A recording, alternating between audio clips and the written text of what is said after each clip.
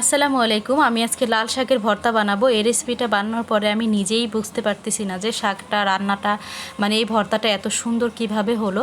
তো প্রথমে শাকগুলো বেছে কুটে ধুয়ে এখানে 4টা চিংড়ি মাছ, কাঁচামরিচ, পেঁয়াজ, রসুন আর লবণ দিয়ে ঢাকনা দিয়ে ঢেকে আমি এগুলো সিদ্ধ করে নিব।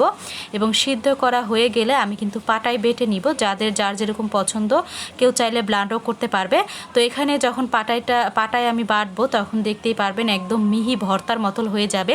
তো এই ভর্তাটায় আমি আবার ফোড়ন দিব, মানে তেল গরম করব। আর তেলে এখানে ফেনা ওঠার একটাই কারণ, সেটা হচ্ছে আমি এই তেলটাতে ডিম ভেজেছিলাম, তার জন্য রসুন দেওয়ার সাথে সাথে ফেনা উঠে গেছে।